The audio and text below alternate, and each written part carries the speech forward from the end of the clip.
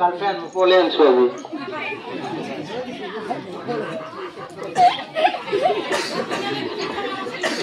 হ্যাঁ শুনে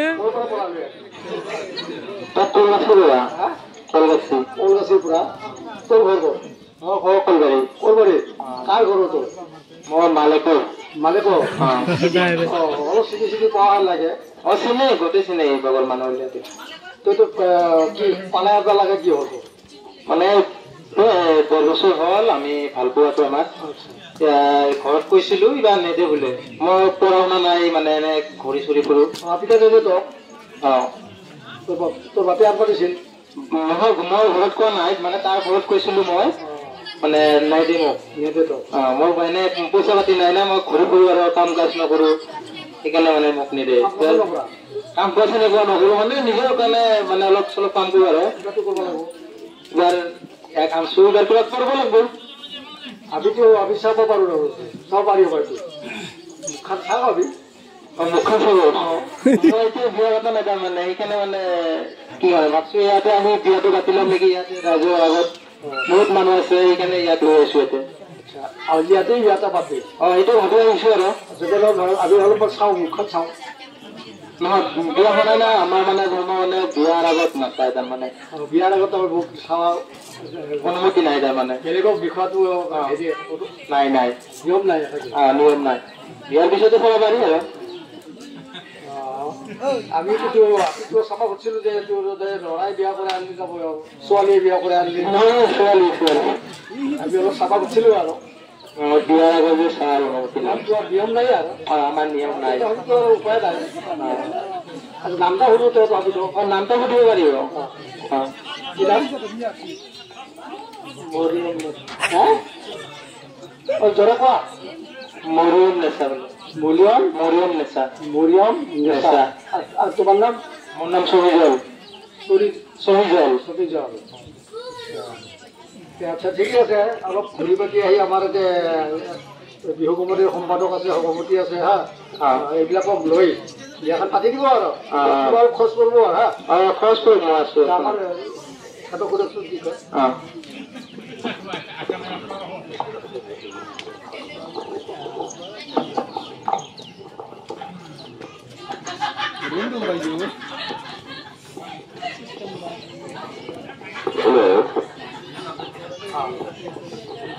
কি নাম তোমাৰ মোৰ নাম সহিজল সুৰাজল সহিজল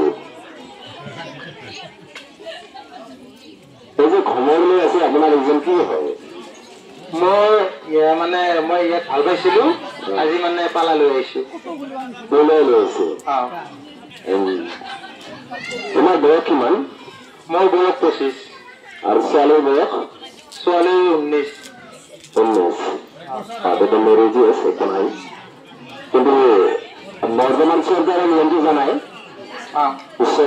ছোৱালীৰ 20 হ'ব লাগিব ল'ৰাৰ 24 হ'ব লাগিব এইটো কথা মনত আছে সেইকাৰণে মই বয়সৰ কথাটো কৈছো যদি আৰু কম বয়স হ'লে আপোনালোকে ঘৰত দিলে হয় আমি মানে ইয়াৰ আধাৰ কাৰ্ডটো মানে মই কেঁচা নাই মানে সি কৈছে আৰু 20 বছৰ হ'ব অৱস্থা মানে 19 পাৰ হৈ গৈছে ক্ৰছ হৈছে চলি আছে 19টো ক্ৰছ হৈ গৈছে আৰু তিন মাহ এনেকুৱা বাকী আছে আৰু এতিয়া আমি আপোনাৰ পৰা গম পালো যে আপুনি ছোৱালী পঢ়ুৱাই লৈ আহিছে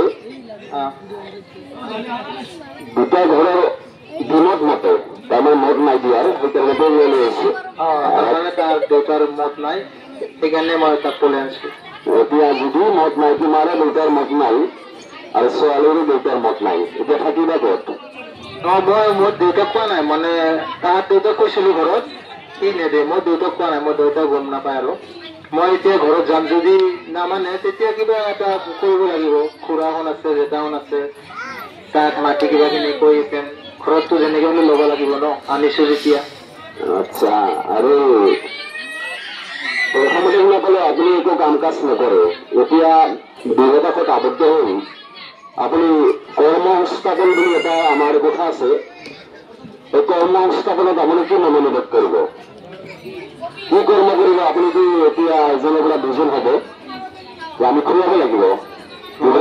যিকোনো কাম পালি মই কৰিম আৰু এতিয়াতো এটাৰ পৰা দুটা হলো আৰু ঘৰত মানুহ আছে, বাপা দেউতা আছে, সিহঁতকো খুৱাব লাগিব, সিহঁতকো খুৱাব লাগিব, কিবা এটা কৰ্ম কৰিম। এনে ঘৰৰ পৰিৱেশটো আপোনাৰ কেনেকুৱা? ঘৰ দেউতাই যদি আপোনাক ছাপৰ্ট কৰে তেতিয়া আপুনি কৰ্ম নকৰাকৈ দেউতাৰ ধনেৰে চলি যাব পাৰিব নেকি? দেউতা মানে মোৰ ঘৰৰ বস্তু এনেই ভাল, তেওঁ আৰু কি কৰ্ম নকৰিলে গোটেই জীৱনটো চলিব নোৱাৰি।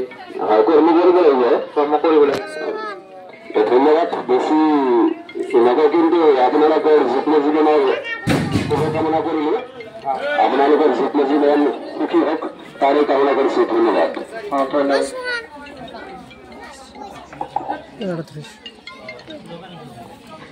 বহিৰাগত থাকিস, হ্যাঁ বহিৰাগত থাকে।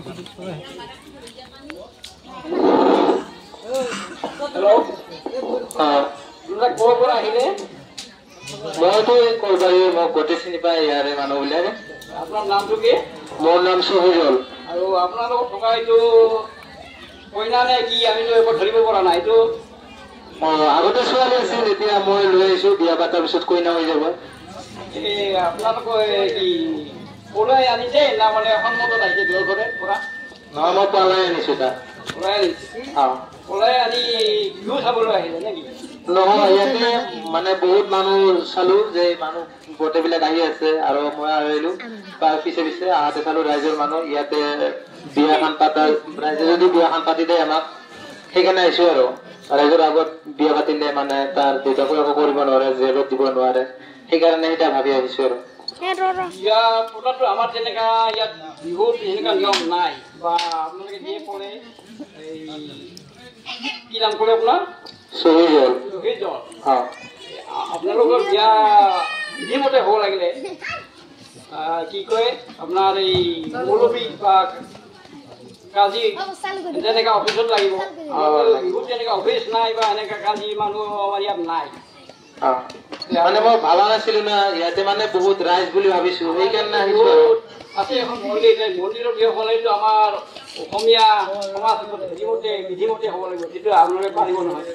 নাই, ৰাইজে যদি দিয়ে তেনেহ'লে হ'ব, একো নহয়।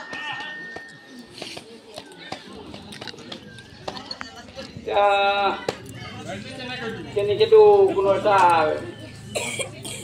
ৰাইজেতো মাতিব পাৰিব ন মৌলিক, এনেকে অসুবিধা হয় আৰু এনেকে চলা নাই আমাৰ যে বিধি ব্যৱস্থা। ৰাইজে কৰিলে একো নহয়, আৰু দুইজনে কৰিলেহে বহুত কিছু হয়, ৰাইজে কৰিলে একো নহয়। চাওঁ আমি যেতিয়া আপোনালোকে ধৰক বিহু চাম বুলি আহিছে বা বিয়া হ'ম বুলি আহিছে, কিছু সময় এতিয়া অপেক্ষা কৰক, উপস্থিত হৈ থাকক। আমাৰ আৰু ডাঙৰবিলাক আছে আলোচনাৰ মাধ্যমত আহি পাৰে যদি আপোনালোকৰ শুভ মিলনটো কৰি দিব। Thank U.